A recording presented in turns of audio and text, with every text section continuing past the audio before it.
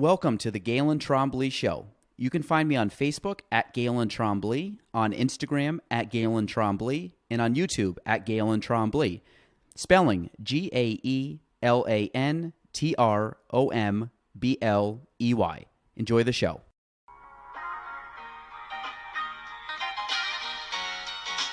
Welcome to the Galen Trombley Show.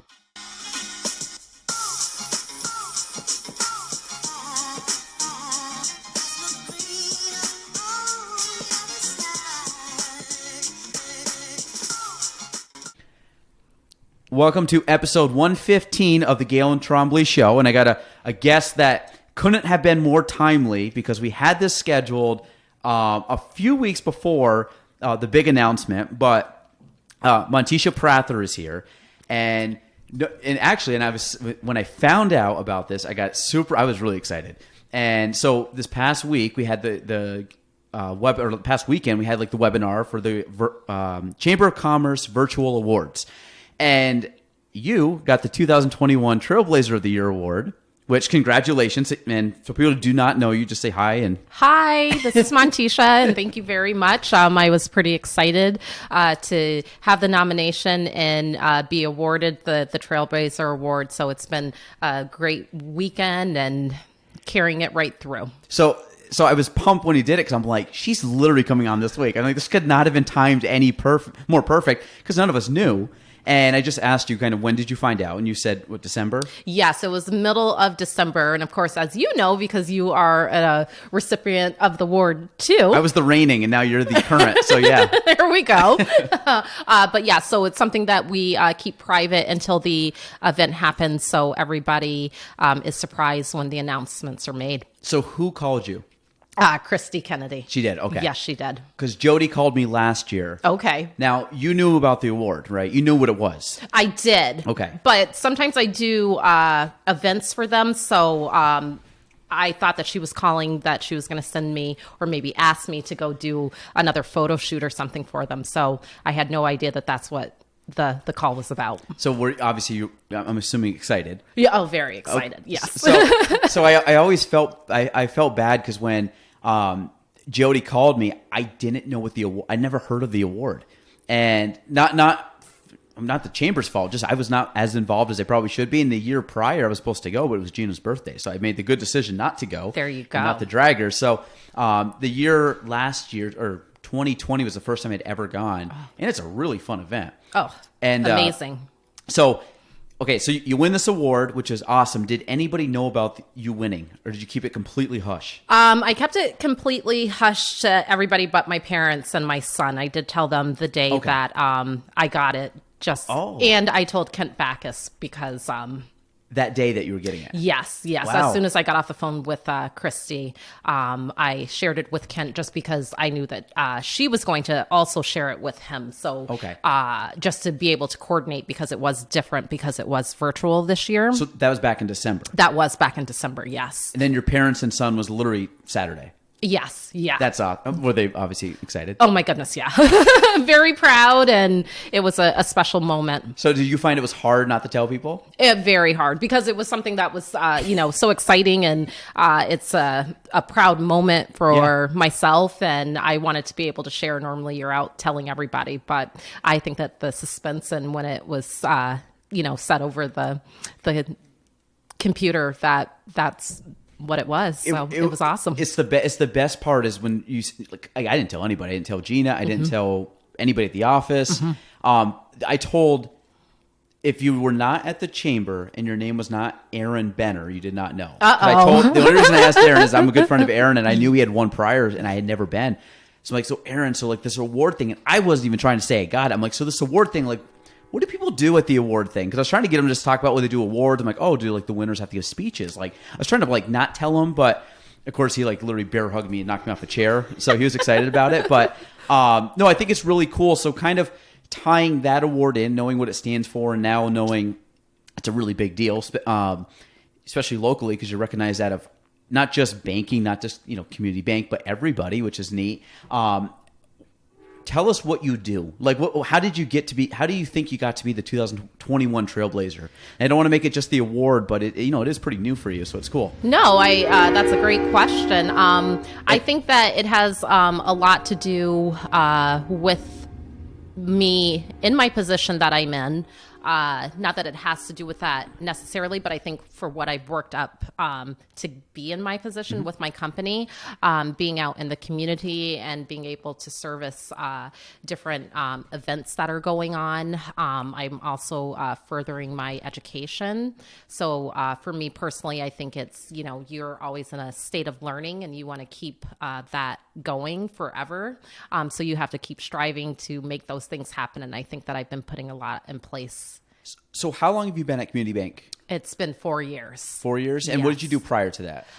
Prior, I was in their insurance company. And then before joining Community Bank, I worked for Jabut Insurance Agency. Oh, okay. Yeah. With Jared?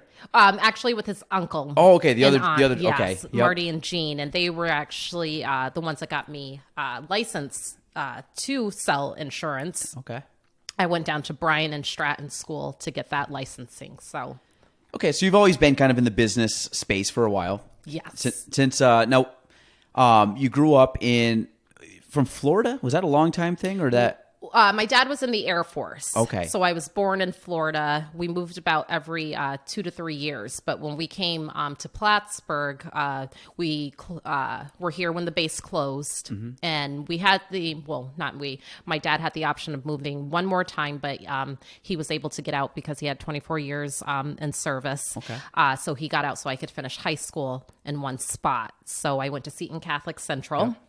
And I finished, and then I stayed here at Plattsburgh State, ran track for the school, and then that was that. So now we'll call you a townie now. Now you're like, you're in it. Yeah, that's right. So the other thing was I know Seton just because my wife and her family and all her friends. So now I didn't know a lot about Seton. I know way more about Seton now than I ever have, which is good. Did you go to school with Derek or Gene? No. Yeah, so I actually went to school with both. Okay. Like you were in that age group, right? I was in the older age group, but yes, okay. I was in there. That's fine. You were kind of around that same time period. But at the same time, yes. And actually, that was when we were on Court Street. Yep. It hadn't made it out to the base yet. Yeah, so. you were in the. Yeah, Jean told me many days of like running up the stairs and like being late to class. I think she was on was it the 4th floor or something? Yes. The high-rise buildings. We've all been there.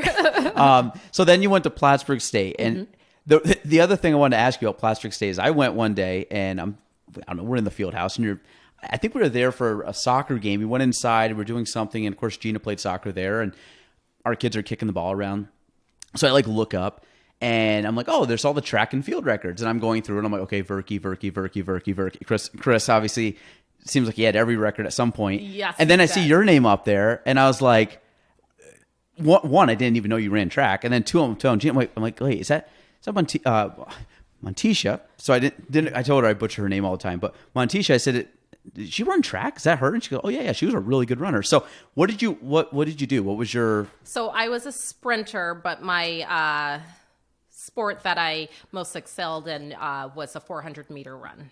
Okay. So that's one time around sprinting. But yes, my name is up there still because I go and check on it too. But it should be up there 3 times, 1 for individual and then 2 relays. Yeah, and like I said, I saw you multiple. So what was your time? What's the world record I did that or school record? A little bit under a minute, and that was an indoor record. That's insane. Yeah. I know I can't run that fast and never have. So I always picture knowing how fast a sub 1 minute is on a track. That's fast. Like I think if I went as fast as I could, do you think 1:15 is that doable? For a 400 meter? Yeah. Yeah. Maybe not right this second, but Hey, I'm always up for a race. So if you want to train. No, you would smoke me. You would absolutely smoke me. I'm like, no, and I don't want to train either for it. But I'm thinking I could because you're talking one time around, there's not a lot of time to make up time. No. That's the thing. If someone runs it in a minute 15, you're running it 30% or 25, 30% faster. Yes. That's a fast race. Yes. It is. It's a fast race, but it's one of the most exciting too because you don't really have time. Yeah, either It's reaction.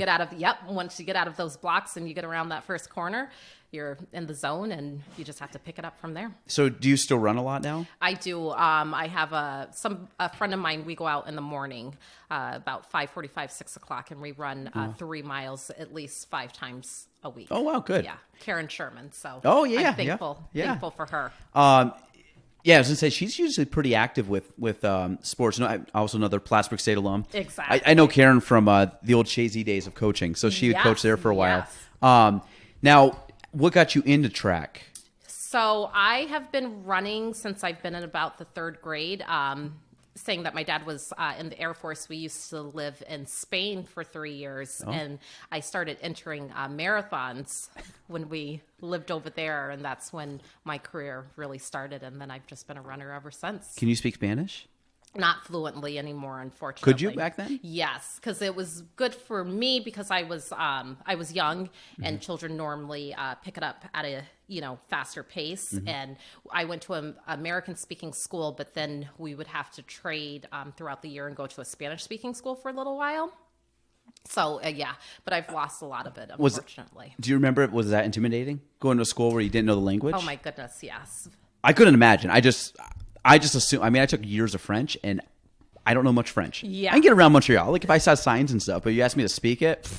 Forget it. I did better in school on paper, like in class, than actually being able to still fluently speak. It's like the enunciation part. I don't get it. I like enunciate. I'm like, you don't want me enunciating anything. I'm like the world's worst speaker. The fact that I have this like podcast goes to show that anybody can do it because you don't have to be a good speaker to do this. No, it's awesome. And it's actually really, it does flow back and forth. Just let it roll. That's right. Now, what is your job description? I mean, you're a branch manager at the Margaret Street branch. Correct. New position, right? Or new-ish, right? Yeah, it's been 7 months. Okay, and like it? Yeah, I love it. No regrets getting that position? Nope, I am all smiles and ready to see what the rest of the year brings. Well, before I ask you what you do, are you the nicest banker that's around? 100%. Okay. Yes. I don't think I've ever seen you have anything but a big smile on your face. So I just figure you're one. That's why I wanted to bring you on. Like you're one of the nicest people I always, and you're at everything. So it's like you see her and just a smiling face and always say hi. So thank you. So what is the community bank? What do you do as a branch manager? So I am in charge of our operationals inside the branch. I have 9 employees that help me service our customers, which I'm always grateful for. I handle business loans, personal loans, mortgages is a big to do for me in the loan department, and then any kind of account opening and other transactional things customers might have. So I'm kind of like in everything, I guess you could say, but I have a lot of help from my staff too, which is great. So you, again, so I'd say you're calling a lot of the shots day to day and overseeing it, running the meetings, kind of running the program. Exactly. Do you find that being in a leadership position, is that come natural to you? Is that a little bit of a challenge? It comes naturally. I like to, again, it's a learning experience for me, so I'm learning as I'm going on. But I do like to be able, I don't think it's that you need to be in control, but I just like the portion of being able to cultivate with my team and my customers in order to bring us to a higher level. So I like that portion. Are you pretty strategic? Yes. And do you like that kind of stuff? Like thinking about one of the things now, like kind of being thrust into like a leadership thing. I was just talking, Nick was in, my assistant that was here. We were jamming for about an hour and a half this morning on like good stuff, but it's like, it's problem solving and it's like, I find that it's harder, not necessarily to do the day to day, but to sit down with nothing else to do and just think and plan, because it's tough. It's tough to sit and think. And I find as a leader, a lot of the times you're the one coming up with the ideas and you have input from people for sure. Exactly. But to sit there and like, I think it's so hard just to sit and focus and think and really make your brain, because I have a hard time thinking at times because my brain goes every which way, and to sit there and really focus it and be in a headspace to think well, for me is always a struggle, because sometimes I really have to be in the zone, or like, I don't know, sometimes like whether it's coffee or, a glass of wine, whatever it is, just to relax and quiet, or music or whatever. But do you find that like thoughts come to you easy? Do you struggle for that? Are you a good, focus? I get this done and I can make it happen? I analyze a lot, so thoughts do come to me very quickly. But you made a good point, because other people, you give, you reflect, and then you receive feedback from other individuals. So I like that portion, because I might have, different thoughts coming through my head, but then I can, have a meeting, form a meeting, and be able to discuss it with, other individuals, and then we can all together come to a solution to what we're trying to do. So, because every day is different, So how does the banking world work? So you're a branch manager. How does that different from the one up on Route, or I guess, is it Route 3 is the technical term? Exactly. It's not Smithfield, but Route 3? Yeah. So they're doing the same operation that we are. Right now, our lobbies are closed, so we are servicing from our drive-through, but we're able to still do the mortgages, still do the account opening. We just had to think of a different strategy, which we have complete commitment, from Community Bank in order to place procedures that are going to work for us. And then sometimes, we have to add to it just because of the different locations. But yeah, they are doing the same operations that I am. So being kind of like a national bank, because Community Bank is national, right? I can say that, right? Yes. It's all over the country. Well, we're on the Northeast. So it is? are Okay. in Vermont, New York, which is our prime base, because we're in different regions. The North region down in the Syracuse area. Okay. We're in Pennsylvania. So we're growing in our area.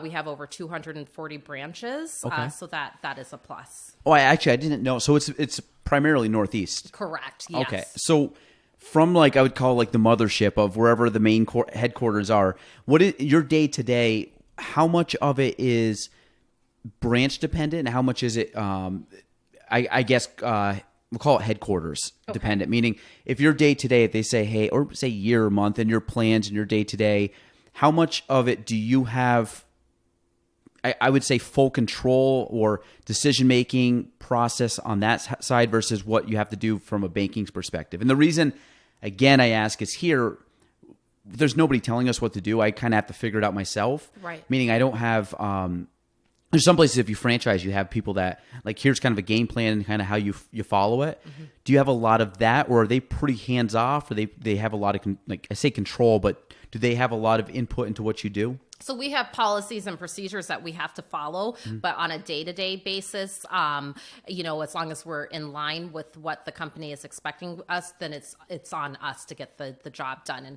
And we're in different regions, so something might work up in Plattsburgh, New York, but as you were saying, headquarters may be down in DeWitt. In those branches, it's a little bit different. We do have things in place to help us, but we're not, just dependent on that. So they give you a lot of reign free reign to do what you want. Exactly. So what is the best part of working in banking? The customer service, being able to talk to people when you are helping individuals out with, the mortgages and the other loans. It's just the good feeling to be able to meet people's needs. Is that kind of a background you think you have, or is that again something that comes natural to you? Something that comes natural, because I do like being out talking with people, so that portion feels easy to me. So networking's fine with you? Yes, it is. Because I have some people that say they just, and again, I think it's fear I kind of had to get over too. And but you going to an after hours or going to an event, that's your jam. That is what I like to do. Okay. Yes. So you have no problem rolling up on people you do not know and saying, hey, I'm so-and-so here. This is our company. This is what, trying to meet you and everything else. Even the business after hours, prior to COVID, I would go to those and meet new people, but then also connect with other people that, I might have lost touch with. Mm-hmm. So those are definitely good opportunities. So did you ever think banking was going to be where you'd end up? No. Because I think as a kid, I thought about this. I didn't want to do real estate as a kid. And you talk about insurance, which as a kid, you're it's not that. Because we just talked about your son, being kind of, I would say close to being a young adult, and you kind of listen, I doubt if you ask him, he's I want to be in insurance or banking or real estate. So usually as a kid, you're what did you want to do before? I mean, were you ever into that space? Goodness. I started out thinking that I was going to be a teacher. Okay. And then I was in school for it at Plattsburgh State, but then I started thinking about it, and it wasn't really what I wanted to do. So then I turned to business administration. Really, the human resource side is what I thought that was going to be a specialty of mine, but now I'm pretty happy where I am. Okay, so did you go in undecided to school, or were you in education? I was in education, yes. Because I went in undecided. My mom was a teacher, and Dad was in real estate. And I was like, I don't know if I want to be teaching or business. And then I ended up punting to business, not real estate, but just business. So very, very similar path, kind of very similar, I guess, and like ended up kind of where we are now. Now you're going to Champlain College for Human Relations and Organization Development degree. Correct. I'm in the last 5 weeks of my so my you can see it. Yeah. Is this it? Then you're done? And it's that I'm done, and I graduate in May. So do you have the same feeling now as you did when you were an undergrad? No, it's a totally different experience. Okay. Which is, I mean, excitement level, like I'm almost there. Oh, that is definitely there. Okay. Because I can see the end of the road, and it feels pretty good to have spent the last year and a half working on this. So I'm pretty excited. So you're going to be happy though when you're done schooling? Yes. Okay. So I'm assuming this is something that's going to obviously be something within your field that's a benefit. Yes. I'm getting also a leadership certificate with the degree. Okay. So it's helping me a lot in my role right now to continue my education with working with individuals. And so what do you do? And we talked about, banking. That's how I know you from. But I think if people, if we talk about, I love talking about business stuff, but I think some people kind of eyes glaze over a bit. So what do you do outside of business? Like what's a thing, day off, weekend off, summer off, whatever, that you like to go do? Well, if we weren't in the winter, because I'm not really into winter sports or being outside when it's really cold, but you would probably see me rollerblading a lot. I love coming over to the bike path and putting on headphones and just going for, I would say I could do about 4 or 5 miles on that. So that's one thing, recreational. Now, do a lot of people rollerblade still? I don't. I find that it's like a lost art. It is, and it should come back. I mean, I grew up. I had rollerblades, not the roller skates, not the double, but the rollerblades. Yes. Yeah, line I found the roller skates kind of dangerous because it just seemed like an odd. It almost seemed like a bumblebee when bumblebees have like they're big, like relative to their wings. I think like rolling on a roller skate with like 4 wheels seems odd. And then the stopper in the front. Yeah, and you're trying to curve and face down. Did you ever go to the place on, was it Sharon Ave? Yes. Was that around? Like, I remember that briefly as a kid, but I don't know how long that was actually there for. Yeah. Well, back when it was really popular, I would just kind of like weave the streets of Plattsburgh. But now I stay off of the roads. As you get older, you're just like, take the safe route. I'm not as young and dumb as I was. I'm a little smarter now. So that's right. Especially because you want to listen to music. I'm here for recreation. But every time I think of rollerblading, I think of Big Daddy. Yes. Ever seen that scene when he like throws a stick out? So anytime I see like rollerblading, all I think is of that. But again, rollerblading is one of those sports that I think I would like to see it come back more if people did it. But I think a lot of it now is kids don't grow up as much as we did probably outside. Exactly. I'm assuming you probably spend a lot of time playing sports and being like outside and enjoying like you said, recreation. And I find now kids, like gaming and stuff, which is fine. You can do your own thing, but you're starting to see certain things take a back seat or stuff that I think we grew up with that might have been, maybe more commonplace, or even events and stuff. Like you talk about like, even as simple as like band in school, or talking about like school functions. I think kids are punting those more because like I got other stuff I want to do. Right. They have the video games and their friends and the YouTube videos. It goes on and on. But I think a lot of that stuff has kind of taken a back seat also. Yeah. It's just like those old things that we grew up playing, like board games. I talk about board games. And I've said it before. I got Monopoly up there. I don't really play Monopoly. I'm not very. I've actually want to play it. And do you play Monopoly? Oh my goodness, not anymore. But it's funny that you say that because my brother and I, we'd have that table up for days. How long does Monopoly game take? Oh my goodness. Well, we used to just not pick it up at the end of the day. So we would just, until it was over, we would go. But it's a more lengthy one if you're just going to play it. Can you get it done like 3 hours? I would say so. Okay. Yeah. Everybody says like horse, it takes forever. And I'm like, well, what's forever? Is that like 10 hours? Am I like doing a full day shift trying to play this game? Or like, we start at like 6, 7 at night. We can get done by bedtime, right? We're like, depending how many the players you game's got going. and how monopolistic I guess you are. Right. we did a fun thing here. We had like all the agents like, what's your favorite blah blah blah, and we went through and said, what's your favorite board game? 90+% of us said Monopoly. Wow. I said Monopoly. I've played Monopoly once in my life, and it wasn't even by the rules. I mean, it kind of was loosely based on the rules. So I bought the game. So I got a brand new box up there. I don't even think it's open. I think the plastic's still on it. I can't get anybody to play with me. I'm like, I feel like the kid. I feel like the little long. kid. Yeah, I'm like, do you want to play? I'm like, oh, I don't like. It's either too long or everybody gets into fights. I'm like, let's not. We're gonna play by the rules. We're just gonna play. We're just Right. like, I'm not gonna get fight. I'm not gonna beat anybody up. We're just plastic houses and little like trinkety toy things and. I don't know. So I don't know. It seems like a fun game. And like, I'm in real estate. Why? I've never really played Monopoly. Well, I'll tell you, the game now and that was and still is Uno. Yeah, it's great. Yeah. I try to put my son, who's 3, kind of gets it. My Yes. daughter is the, like, I'm going to wreck your entire, like, I'm just going to make you mad at me, Dad. So I'm just going to walk right through everything and don't care, no matter how many times you say my name. So, but Uno is fun. That is a fun one. Do you know how to play backgammon? No. Okay. Random fact. It popped up the other day. I clicked on it. It was like an electronic thing. It's like, let me try to play backgammon. I was killing time. Like, I don't know how to play. It doesn't show you how to do the directions. And I didn't want to look it up. So I'm like, you know what? Screw this. I'm out. It looked weird. It was like, kind of like you move like these white and black chips and tiles back and forth. And like, you could only move in certain spots. And there was I'm like, I have no clue. It's almost like, not dominoes. What's the game? You have like marbles and there's like wood little pouches and you move them side to side. Is there a certain game? It's a name and someone's gonna like will remind me. I'll remember at the end. It's not dominoes, but it's like a wooden board and they have these little like, and at the end is like a bigger cup or bigger like dip or whatever, and you push the marbles or not marbles. What are those called? Like little stones, like little gems. I know what you're talking about. They're not marbles, but yeah. I don't know. Whatever they are, they're not marbles, not round. And it has that like thing that goes. Yeah, and you like the move them. So rod. if like we're playing against each other, it's like like a little pebble rock thing, and you move it and say there's 2, so you go 1, 2. But if you move it and there's nothing in that hole, then you put it in there, and then anything you have, I collect. So you collect all the, and then if you get it in the far one, which is like a bigger like pot, I don't know, like community pile thing, you get to go again. Huh. And if you go around the loop, then it goes to your side. So I keep filling it all in. And it's a really cool game. And I forgot what it's called. I don't know. Goodness. Side You're going to note. have to tell me because now I want to know. My memory is terrible. So I will try. If I get it, I will message you on that and let you know. But it is absolutely horrific.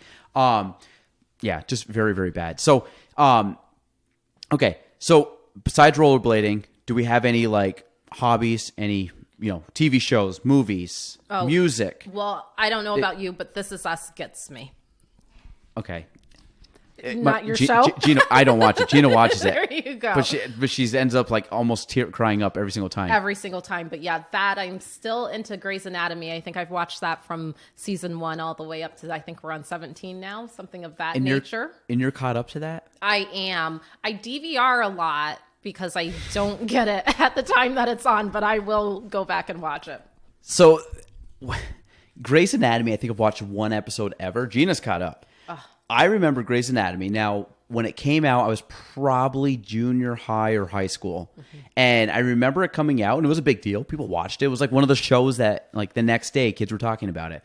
And I'm like, Dr. Guts, like, gory kind of stuff, not for me. I got a weak stomach with that. But everybody loved it. And then here we are, 2021, and they're still making shows, and the girl's still there, right? Gray, yeah. or whatever. Gray, yeah, she's still there. And I'm like, imagine like signing on to a TV show and being like, oh, by the way, the next 20 years, you're set. Thank you. This girl's going to be like, she's literally going to like ride off into the sunset and be like, I never had to look for work ever again. That's right. Like, if you're watching it now, it's not too far away, but. Oh, is she like getting ready to die off?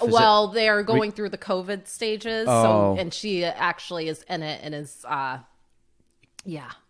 Got COVID? Yes. Or retracted? Yeah, well, she got it. I don't want to say a lot if people Spoiler. are not. Yeah. I think what's the statute of limitations before you can say spoiler alert? That's is it a couple weeks? Is it like a? I mean, if it's like a day, I'm not gonna tell you last night's episode, but we're on the third week here. You should have watched it by now. I would hope so. Did you ever watch Game of Thrones? I did not. A lot of people have, but so Game of Thrones, I'm in season 7. I'm terrible. It's at like 9 season. I'm terrible, or season, I don't know, 8, whatever. I'm one, I can't focus on anything. So to sit down and watch an hour, like rough. Like I like it. It's a good show, but like I'm like twitchy. So I never got through it. So then people are like freaking out when people are trying to tell them that. I'm like, listen, I haven't watched it in a year and a half. You can spoil anything because it's on me. I should have been caught up. I should have sat down, got through the series, didn't do it. Now I kind of heard people are like, it's not that good at the end. I'm like, you know what? Good. You just saved me 2 seasons. There you go. I don't have to watch it. Exactly. The one series I think I want to watch is Ozark. Have you seen it? No. Have you seen Breaking Bad? No. Okay. See, I stick to what I know. That's fine.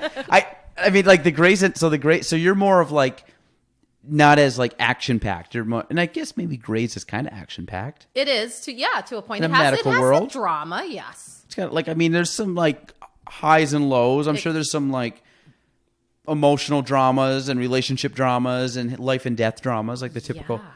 Yeah, I don't know. I'm usually more of a comedic guy. Like I like The Office. I watch it a gazillion times. Have you watched that? I have seen that. Yes. Okay. And I get it. That's because we would have ended this podcast right here if you have not. You have to go. So future podcast guests, if you have not, listen Tune to The in Office. now. Yes, listen. Get it now in case I ask you.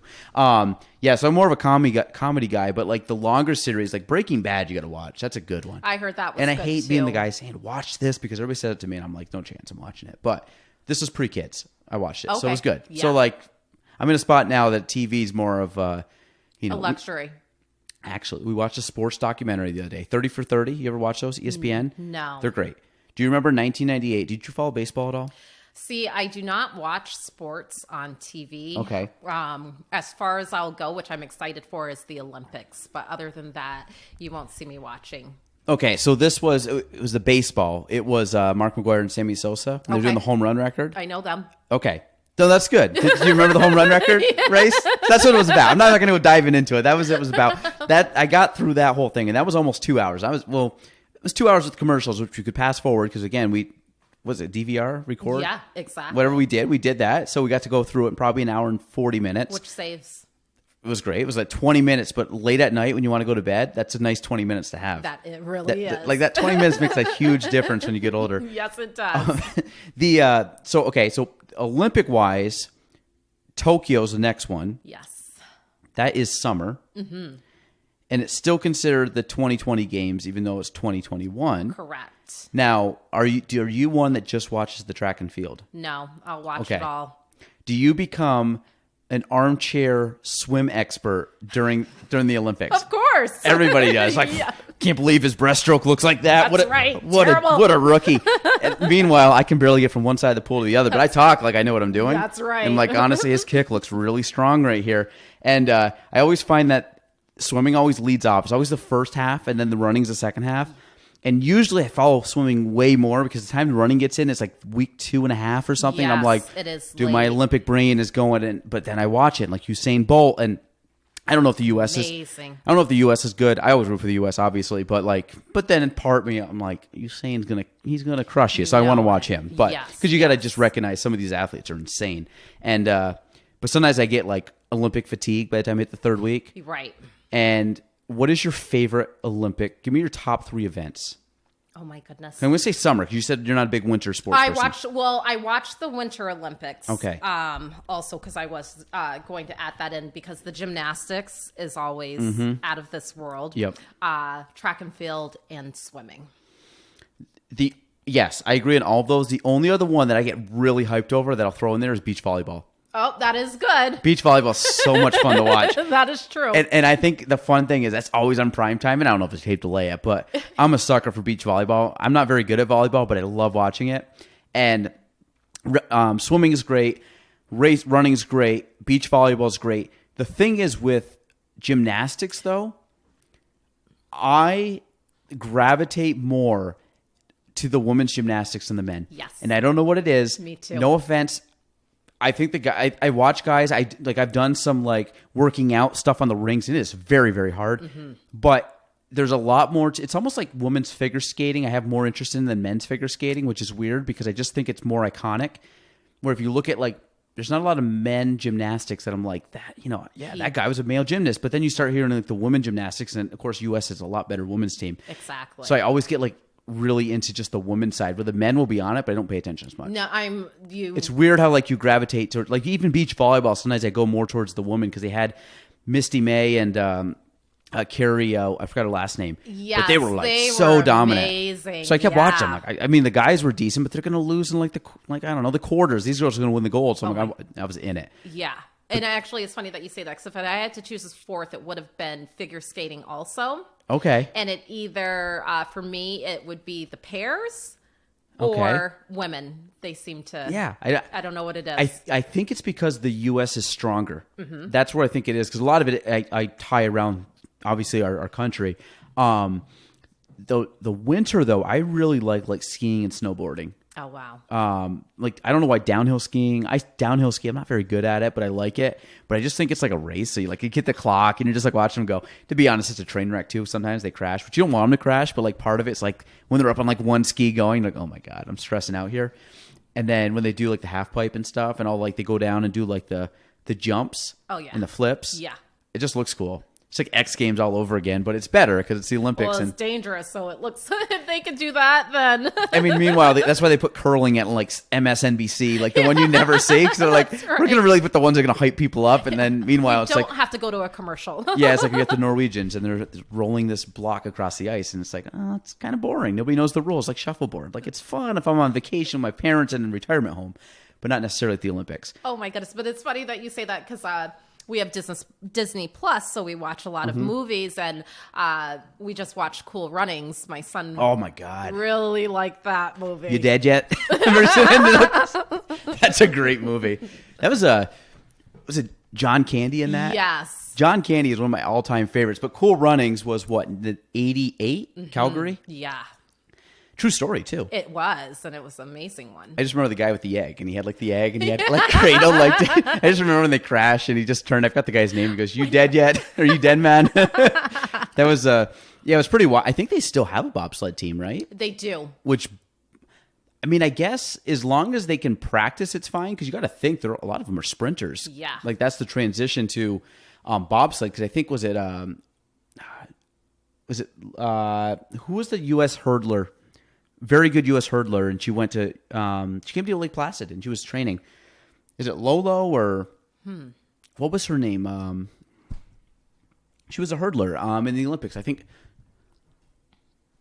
Lolo Jones or Lolo. Am I thinking the right name? JoJo. She had a weird, like, was a double name kind of thing. And I'm bad too with names, so now I'm blanking. But she went from hurdling to. She was like one of the, well, I mean, they all start with a sled, but she was kind of one of the power starters that were, I don't know, I'm sure she probably jumped in towards the back. Of course. But I think she was more of like, get us on a good start, hop in and just kind of stay low and just kind of shift. Right. And I mean, I've seen some of the banks on those things and. Oh, it's scary. They're nuts, man. Those people are like, I have a very low, like when I go skiing, I'm the guy that like, I'm like, you know what? I'm a dad. I got to work tomorrow. Let me just have a little fun. Let me just coast, but I want to get down and be safe.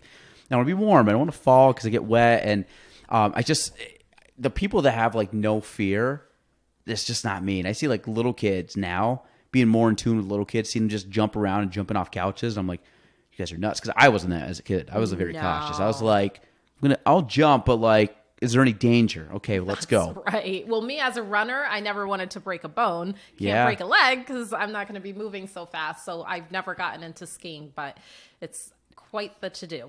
So were you that big into running? Were you that was your focus? Yes. Okay. So even over the summertime, I still had to train in order to not lose, what I had for the season before. So I would run year round. And did you do anything besides sprinting though? In high school, like cross country? Cross country, and I played basketball.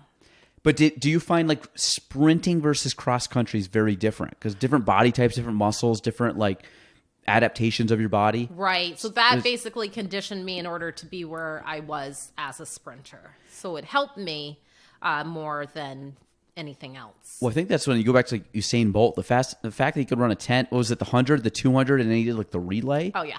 I'm like, that's insane that at that level that you, I mean, obviously still, that level, they can all run those races, but at that world-class level, it's tough to do. Yeah. It's like Phelps in the pool. Like when he's so good at so many things, you're just like, these guys are He's insane. gonna do it. Yeah, it's insane. I always think that like one of the fascinations I have is with people that are really, really, really good at what they do. Because then you like look at it, and I like to study those people. And it could be sports, but sometimes it's business, sometimes it's like philosophy, sometimes I just like biographies and documentaries and trying to like learn from people that are high achievers. Do you have any of those people that you look up to? Like either could be well known, they could be at the local level, they could be, are there people that you have that are like, that's someone that I get a lot of knowledge from? I get a lot of knowledge from my boss at work, Kent Backus. He has over 33 years experience in our field. So he's been a boss and a mentor, which has been great for my experiences that I'm having at the bank. So do you find do you work well having someone like that right there? I mean, I'm assuming Kent is a phone call away for you at any point. So he's, I'm sure he's pretty welcoming for, your calls or questions. But, I mean, is that something that, do you focus a lot around that? Are you self-driven to do stuff? Do you feel that you rely a lot on, like you do the work, but do you find that you rely or prefer to have collaboration versus like sit and think? Or do you think, because I know we kind of talked about this earlier, but how do you do your best planning or thinking or implementing or everything? Is it? I'm definitely self-driven, and you kind of have to be in the position that I am in. If I have, something that's going on, I try to figure it out on my own first, and then I can reach out and ask questions. But I always feel that it's important to gather as much information that you can on your own prior to reaching out to somebody. Do you overthink at all? Oh, yes. You do? Yes. Are you one that I guess it's different because you said you're very like you analyze the situation a lot. Do you find that you either overanalyze or overthink to the point that it causes, was it kind of a paralysis by analysis where you don't do anything because you're thinking too much about it? Not necessarily, no. Okay, but you're one where you factor in all the pros and cons and weigh everything and say like I find that I make decisions based on going layers deep on that decision and see like it's almost like funneling something down, like water down like a hose or something. Is there at any point a leak that's going to come out where it won't get to the end? And if I'm like or have you ever seen Marble Run? No. Okay. Marble Run is this really cool game that's not meant for 31-year-olds, but I play it more than my kids.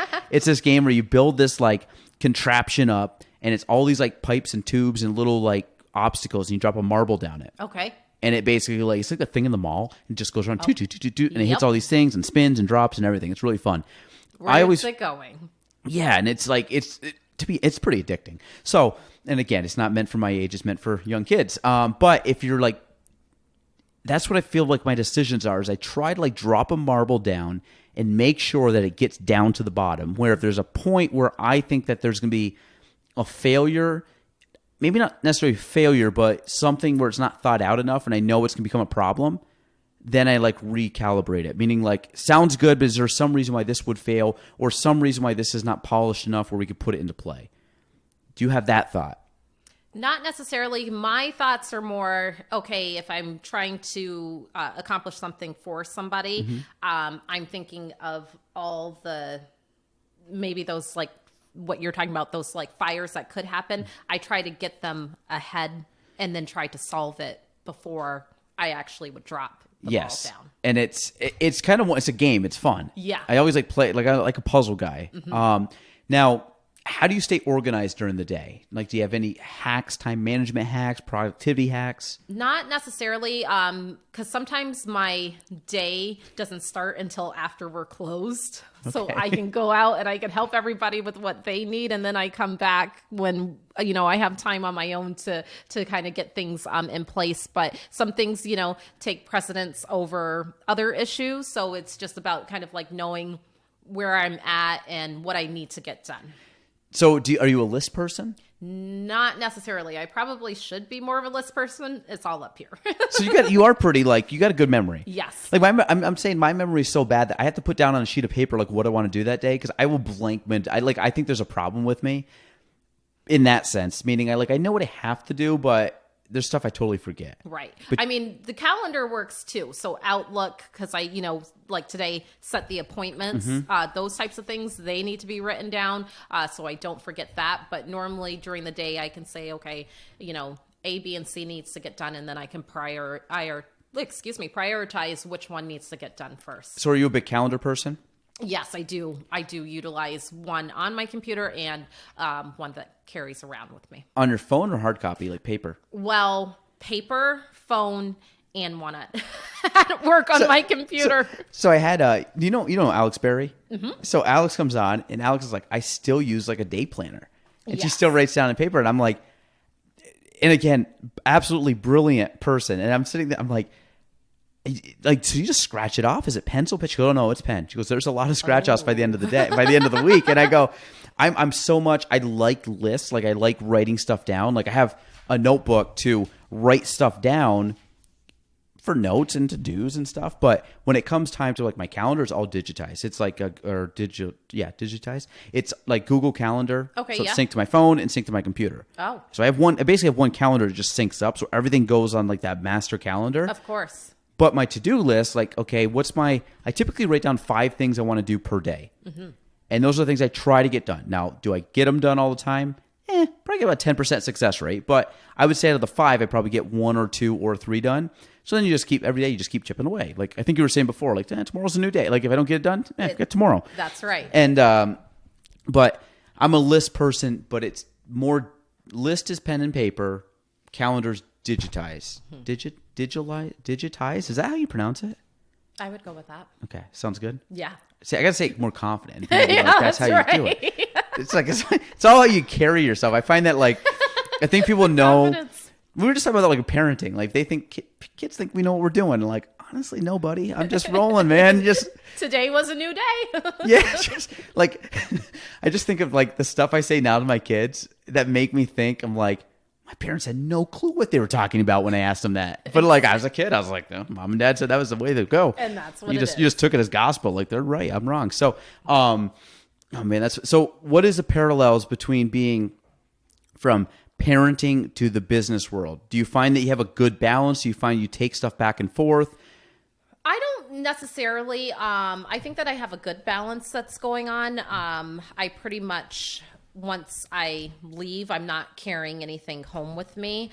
There are times maybe when I would go into the office on the weekend, but once I get home, I'm pretty much ready to turn on the parent role. My son keeps me very busy. He's very active, so we're always out doing things for him and making sure all of the homework's done and all that good stuff. So you were this year part teacher at one point, right? Yes. Kind of like teaching at home with, yes. How was that? Well, I was fortunate enough when we first went down, I was going home and picking up the teacher role, but my dad is retired. Okay. So he is now, after a couple weeks, because it was like 7:00 at night because you still have to eat dinner. That wasn't the most conducive way for us to get Jeremiah's homework done. So a few weeks in, my dad took over for me. So I was very fortunate and grateful for that. So now he does his work, but then I go home, I check it, we talk about it. He shows me, the art assignments and everything like that. So I'm still on the up and up, but we're getting it done in a different way. Shout out to dad. Yeah. It's like, that's the one thing that you were saying the other day. Like we went out to eat dinner. When I say we were like, oh, we're going to go out to like Iris's or Anthony's or Latitude. We're going to go out and like have a nice like date night. Parents come over. Then we were both kind of like, oh, man. And of course we have, fairly young newborn. And Gina's like, I don't really want to be out too late. So we ended up going to Panera Bread. And we went to Verizon so she could get her phone done. And that was like a date night. It was like an hour and a half max. I'm sure smiles are on your face. Well, it felt weird because you're like, it feels like we're breaking out here. Like we're like out of the parenting realm. We're just wild out in this community and doing stuff like adults. And And then the first thing, Gino's like, I miss the kids. I want to get back. And it's like, it's such a weird dynamic because you plan on this to go out and then you go out, which is great. And I find to have an easier chance to relax out than she does because she's mom. So she's like, and there's a totally different, there's a bond between a kid and a mother, or a mother and a child, that dads just never are going to have. Yes. I mean, I love my kids, but it's like, when she's sitting there, like, with the newborn, 95% of the time with them, 5%, just, she's doing a lot. And it's, so you kind of see when she's like, no, I want to be with the kids. I'm like, I let's go home. Like an hour and a half out was good. Was good. A little refresh. You didn't have to be constantly like on edge and watching, but grandparents are great. And they want to do it. Yes. And they usually don't charge much, which is good. Yeah, that's right. It's kind of like, I don't know, just got TV on, I'll just chill here. We're good to go. That's right. Now, do you have any siblings at all? I do. I have an older brother. It's local, out of the area? Yeah, he's in the area also, and he went to Seton. He's 2.5 years older than me. He's a counselor cool. up at in Raybrook. Oh, nice. So, yeah, I was going to say, it's nice to have kids that are about the same age, because that's one of the things, like, having I wasn't sure if you had siblings, because my sister's two years younger to the month. Okay. It was great. You just grow up really close to them, Yes. So it's nice to have, like, a good family dynamic. So do you have any plans? You're still we call a very young professional, right? Thank you. Do you have any more plans as to what you want to do? Anything you want to do more within the company at Community Bank? I just want to keep growing. I absolutely am loving my position right now. I think I said I've been in it for about 7 months, so it's been an amazing time coming down to the Margaret Street branch. But as anything that I can do to, further assisting customers and helping my organization meet their mission and values, I'm all for that. Were you at the Route 31 prior? I was, yes. Yes, you were, because you're across from Nance. Exactly. Shout out to Nance, because she's going to listen to this. Nancy. And Nancy, you don't know about this, but you'll be here soon. Woo! Just you weren't on, as I explained before, you weren't as high on the list when I was going down through emailing people. So watch The Office. Yes, and watch The Office, because Nance is great. I bet you Nance is an office. She's got office humor. Oh my goodness, yes. Yeah, she's good. Some of the stuff I don't think me and her could say on air. Some of the stuff that we've talked about, which is usually because she's in the mortgage business, and when you go to a closing, there's not a lot that we really need to do. It's kind of, they might ask you a question, usually with the realtors and, the bankers were there as more of like moral support, and the clients kind of like, hey, everybody's here for us. And you want to celebrate, them closing.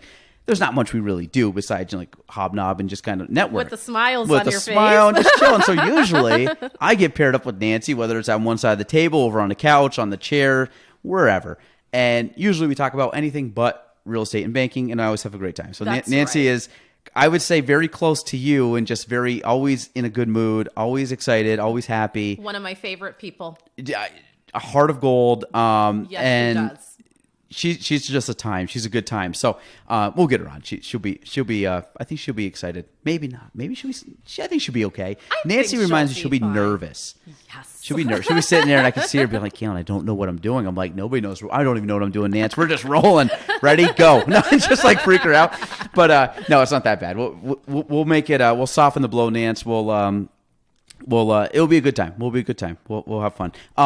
So back to. Again, I'm sorry. I think I did not answer your question, or fully, maybe. Maybe you didn't. I just go. So what was the question? We're off on Nancy. We went on the Nancy tangent. That's right. But no, I'm really just excited. I also work with the United Way. Yes. Yes. Yep. Actually, I think I knew that. Yeah, so they're very good friends of mine, so I want to keep doing good things for them and seeing them be successful. So I think that's an important part. So as I've gotten a little bit older, I've found that those organizations, because the United Way, having grown up in Plattsburgh, it's been in the same building for as long as I can remember. Yes. And you got the little thermometer, and they color it in, and like everybody knows it's there. I didn't know anything about them until the last couple of years, which I know is crazy. Like, of them, you hear of them. Like, same thing with like JCO. Like, you hear of these organizations, and it's not until you really like learn about what they do and the impact they have. Because again, as a young professional, young kid, you don't really care. And now as you get older, you get a little more aware of your surroundings and people and dynamics, and like especially the stuff they do to help people in need. And it's like, it's pretty cool what they do and what they spend time on. So I'm always fascinated. Like we did this golf tournament. Yes. And this is year 2, and we're going to do year probably forever because it's just fun. And we have a good group of people. But we raise money for JCEO and United Way through it. And it's like basically a bunch of people get together, have fun, but you're raising it for a good cause, which is cool. And we named it for the kids because they obviously have kids organizations there. But what is when did you start getting into community involvement? And because I think a lot of that has to do with the Trailblazer Award too. Mm-hmm. Yes, it does. I agree. So, I've been working with them for about 2 years. I also are on the campaign team for the Red Cross too, but a lot of my focus does go to the United Way. And it was just an introduction from Kent Backus, to their team. And I worked their golf tournament I think 2 years ago, up in Lake Placid. And then John asked me if I would come on their campaign team, and I was more than happy to say yes. Did you, do you play golf? No. The way you made it sound was like, did you drive the beer cart? I was just going to say I had the golf cart. You might have been the most popular person at the tournament. Yeah, that's right. I had my own golf cart, so that was fun. But yeah, no golfing over here. I was gonna say if you drove the golf cart and had like a headset on and like a clipboard, it'd be like, who is this girl? That's right. She's like she's got beer. Like if you had beer, you'd be good because that's a very hilly course. So oh my goodness! I'm sure people are very parched by the time they get through most of that. No, but it's fun. The United Way one, they do it up in Lake Placid. That's when they do like the charity one, or not the charity, celebrity, like local celebrity one. Exactly. I think that's kind of a cool little like event they do. I don't know who the celebrities are, but I know like a couple times it's like coaches and stuff. They might have like local sports coaches or like the local newsman or something like that, or newswoman. Like yes. But that is a fun one if you can participate. But it is always for a good cause, as you said. And as you get older, there's I think you see more that there are people in need. You can use their 211 number to refer somebody if you wanted to do that in a confidential manner. So there's definitely ways to either just reach out to them directly if you know someone who is in need in order to get them help. Now I find, again, like I said, at a young age, as you get older, you just become more aware of stuff. And like it's cool that our interests are way different than we were as kids. We talked about like going to school, and like it's funny that now if you had to really break down like what I get excited for, and it's kind of like, to use a Christmas analogy, I get excited for getting like wool socks. Like, as a kid, you're like, I don't want socks. Like they're dumb. But as you get older, you're like, I want the comfort. I want the, I don't want the entertainment. I want like the comfort and the, the ease, I guess, or the getting time back kind of thing. And I was meeting with a buddy this morning for breakfast. And he's like, man, my back, man, is tight. And like, he's like, I'm stiff. And he's like, man, just getting older and feeling stiffer. And I'm sitting there thinking, I'm like, yeah. And he goes something about not snow blowing his driveway because his neck was hurting. He goes, I just wanted to pay someone to come snow blow. And he goes, now I kind of, it's kind of nice. I can afford to do that. I'm like, yeah, when you're a kid, you can't. And now it's like, you're what? Out there on your own. It's snowing, it's cold, my neck hurts. I'm old, man. You go out and do it. And it's like, it's like a weird thing as you get older. It's like you go from buying when you're younger, usually like fun stuff, to then you start buying more like comfort and more like I said, more time, more ease of whatever it may be, just stuff you don't have to worry about doing. Like it's more convenience. That's what you're paying for as you get older. And I'm like, you know what? I'm in. Or relaxation, like vacation or something nice. And like, yeah, I'm good. I've worked hard. I want to relax. It comes back to you. Are you a work hard, play hard kind of person? I am. I think that, like you just said, you come to work, you do what you have to every day. It's nice to go out and treat yourself and reward yourself to things. Are you an ice cream person? I am. What's your favorite flavor? Chocolate. Just plain chocolate? Just plain chocolate. Wow. See, when I can do a twist. I like chocolate candy. I've never been a super big, like just plain chocolate ice cream. See, okay, so during the summertime, we go to Harrigan's a lot. Okay. I will jazz that up a little bit, so... Sprinkles? No. I wish. That would save me. So chocolate ice cream, and then you take the peanut butter sauce, and then you put peanuts on it with a little bit of whipped cream, and then I'm good. So it's a chocolate peanut butter sundae? Yeah. Okay, And if it's a really good day, then I'm going to put it in a waffle cone. okay. All right, level up there. That's right. I served ice cream. So my my work career, I served ice cream, and it's done real estate. That's it. When people ask my background, I've never given a. I don't think I've ever given someone a resume before in my career, which is, I guess, kind of weird. That's kind of unique. Now, I did say this, and I had some friends say, well, you coach soccer and you substitute taught. And I'm like, listen, okay, coaching soccer, I don't really consider a job. It's fun. I had fun with it. I didn't consider it work.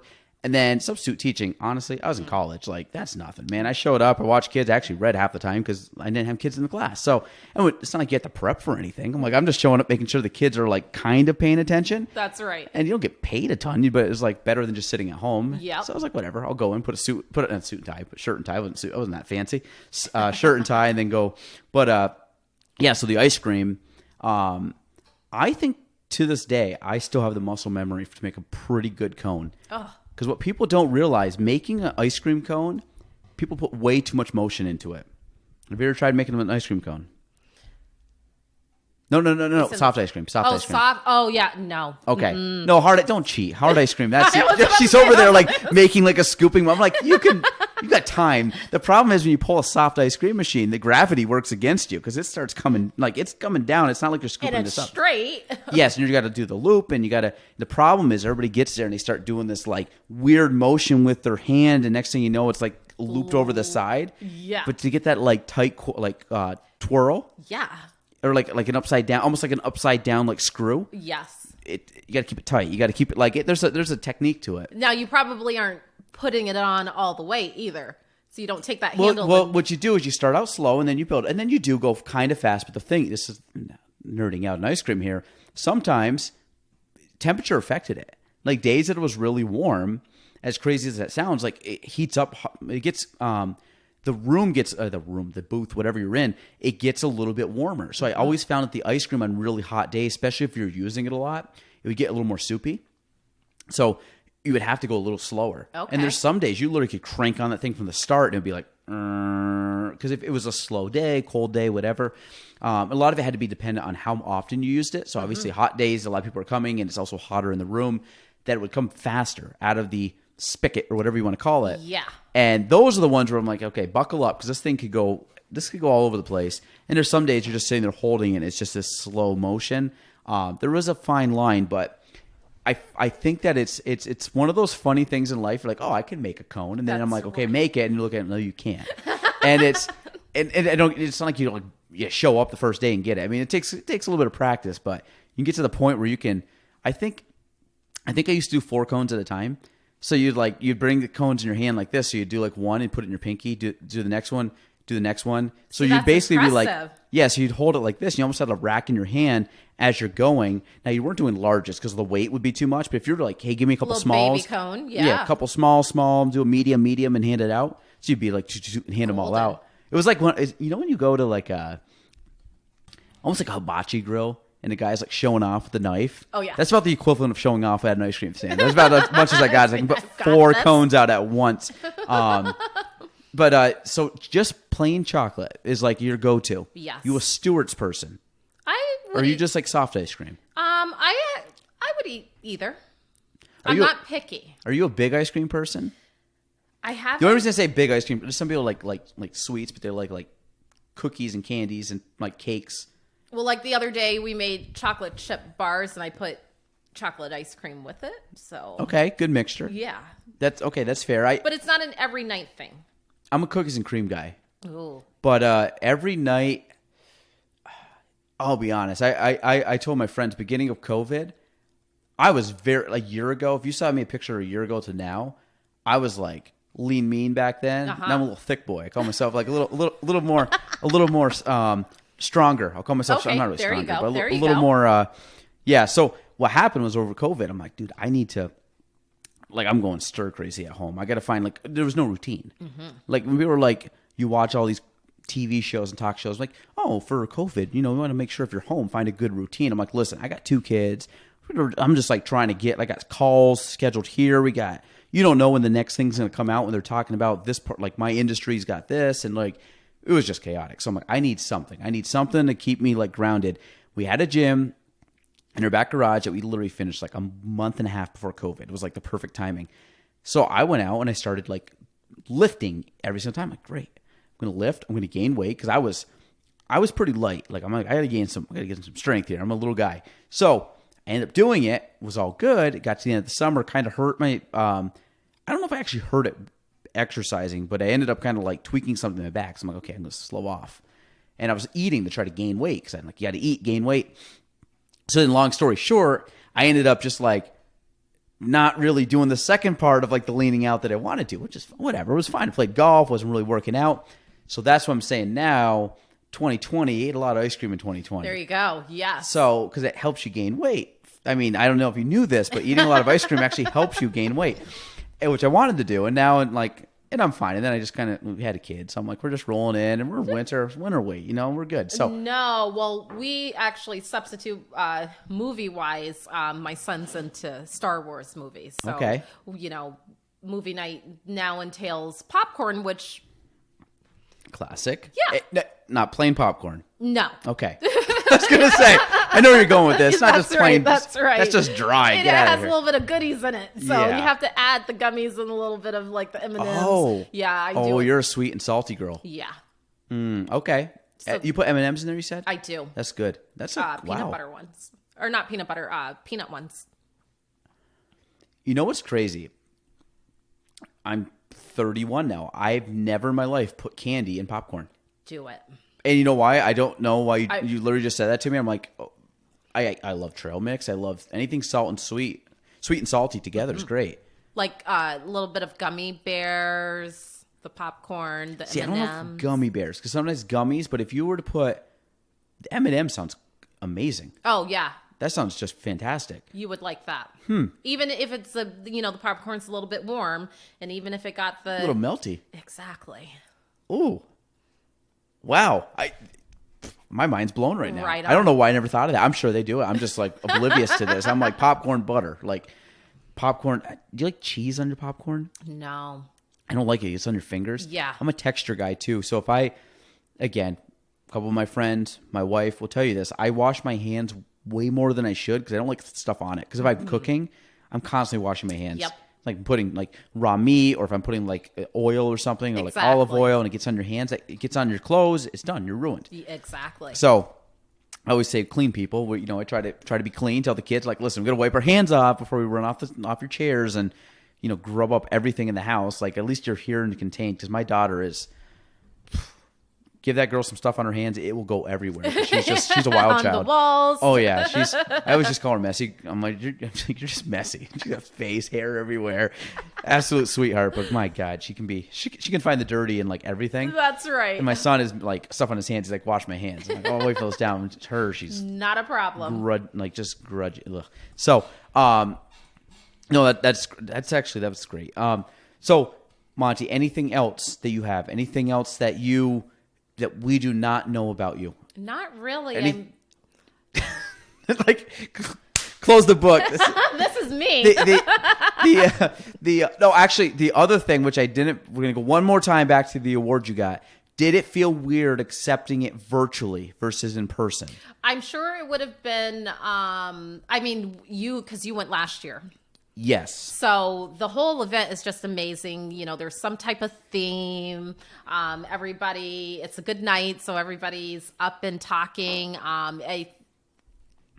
I was grateful no matter what. Mm-hmm. I think it would have been a little bit different because there was about 300 people in the room in order to deliver a speech. But I think that I delivered it well. So yeah, it was great. Thank you. It was taped. It was taped. It was. Okay. Yes. Yeah. First, I'm like, maybe it is live because. Right. Yeah. Well, no. I didn't know the difference. Known, yeah. Right. But yes, it was pre-recorded actually downstairs. So. Oh. Okay. Right here. Yes, with Chris. So. Oh, there you go. Yeah. Would you have been nervous to speak in front of everybody? I think I would have just been nervous. I mean, I got nervous when I was assuming that it was going to be my time to receive it. But I know I would have gotten through it. So. Yeah, it's weird. I think because you got to think you're just talking in front of crowds is different, but if you kind of know what you're going to say, and And I got to be honest, you're in your work environment, so you're comfortable. Right. It's not like you're like throwing it out and like, hey, talk about this subject. You're like, I don't know anything and you about. Didn't give me any notice. Yeah. Yeah, I'm like, totally how do you do a podcast? Like, I don't know. But like, Right. I mean that, but it's like, yeah, I mean, you're going in, you kind of know what you want to do, and you know who to thank. And are you someone, if you were to give the speech, would you have written down your speech? Yes. Okay, so you're a planner, right? Okay, 'cause some people aren't. Yeah, I just wasn't sure. So I mean, if I could do it that way, that would be amazing. But that would make me more nervous not to be prepared. Okay, are you one that puts down talking points, or do you write your entire speech out? Written. The whole way? Yes. The whole speech. Okay, so the thing is, I've done a couple things like speeches that you have to write, and one of them was a wedding, best man speech, wedding speech. Okay, yeah. That I wrote out the whole thing. Yes. Because there are stories, and I didn't want to like miss stuff out. I didn't want to just like shoot from the hip because it wasn't like a thank you speech. It was like a talking speech. So I did write that out. I was also weird because I actually have it on like, I printed it out. So like here I am like pulling out a piece of paper and unfolding it. Where I see now you go to weddings and people like pull out their phone. I'm like, I don't have a phone. I had like, I'm like, this wasn't that long ago either. I mean, I should have got it on phone. I'm sitting there like I typed it all out. Actually, I believe I hand wrote it. And then I typed it. Yeah. And then I ended up bringing the type sheet because it was easier to read with me. And I didn't have a phone. So I was old school and like flipping through the papers. The speech last year, I didn't have a speech. Oh, good for you. Which I'm not saying like one way is better. I've done it two different ways. So I was Right. just kind of always curious when people do speeches, like, how do you do it? Like, so you're, like I said, just jot the note down, boom, note, boom, boom, boom. Yeah. I wouldn't be able to, well, I wouldn't trust the phone. Mm-hmm. Because, like, what if you ran out of battery right before you're supposed to go Yeah. up? I would not like that. Like, has your phone ever run out of battery? No. Yeah. See, it's like one of those, like, if it ever runs out of battery. Has it ever? No, but. That would be the time. Do you know Jared Burns? Yes. Debbie Burns, Jared Burns? Yes. Okay. So Jared's a good friend of mine. So he was talking one time they used to do photography. And he goes, Right. okay, you always want to have a backup camera. I said, really? I said, well, it makes sense. And they said, well, because one time I went out doing this photo shoot and out on like a boat or a kayak or a canoe or something like that. He goes, I brought one camera. Then he goes, I went and did all the photos. He goes, the moment I came back and got on the dock, the first photo I took, the thing did something. There was some sound that it made. And he goes, that the flash, because it only can like, sometimes lenses over time, they just die down because like the amount of flashes that you take. So, and it was some absurd amount of like flashes. Well, he had hit his like quota on the flash. It broke. Oh, and he goes, 20 minutes earlier, had it done it going on the boat, and I was on the boat pulling away, and it's a wedding, so it's kind of like, timing's a little bit of important in a wedding. And I don't think it was like when they were getting married, but it's still like they're out. But those are the moments. So you have all these photos, and he's like, oh, great, good photo, blah, blah, blah. And he gets on the thing, and then it breaks.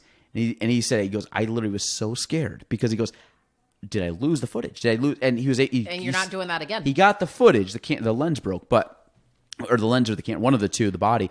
But it was just a flash, like the actual like shutter. Right. So it must have been the lens. But yeah, either case, like, so it's always good to have a backup. But I agree. I'm one of those people, if it like dips below 50%, it's on the charger. You have to go, yeah. I charge it's like 70%, go to bed, it's on the charger all night long. Oh, yeah. When I wake up and I haven't charged my phone, I'm like, what was wrong with me? Stressed out.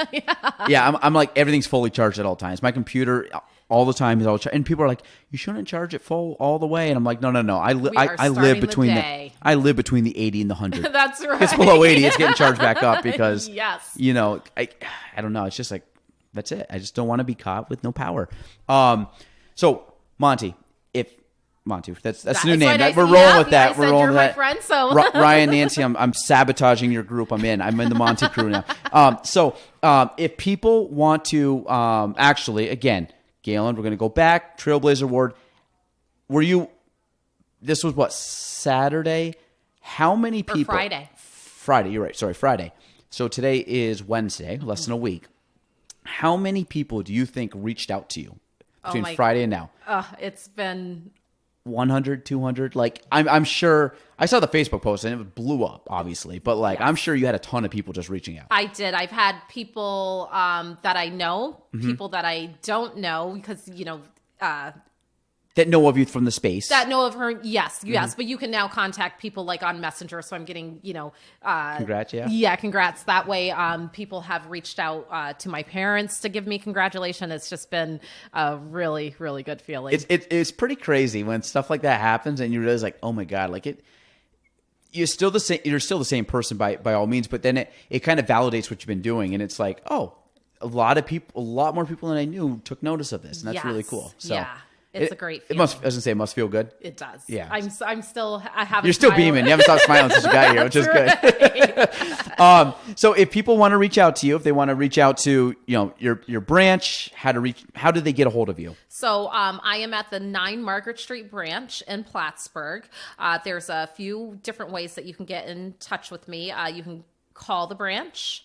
You can go onto our website, and find me as a contact there, or you can make an appointment. We do have those capabilities on our website also, or you can come to the branch. Perfect. Yeah. What color ring is that? This is my birthstone. So I was born in November. What color is it? Citrine. It used to, they changed them. It used to be topaz. Like... layman colors. I'm colorblind, so. Oh, okay. They're like, what would you say? What was the first thing you said? This is my birthstone. No, but what was it? What was the citrine. I don't even know what color that is. Well, is it orange? It's yellow. Oh, okay. I'm sorry. I should have picked up on that too, because you're like, well, you can tell me. I'm like, I've never. That's not in the rainbow. I know the color's not in the rainbow. That's right. Yeah. No, but that's my birthstone. No, it looks really cool. I was just like, it just caught my eye as you were rubbing your face. So I was like, no, that's it. Yeah. Citrine? Mm-hmm.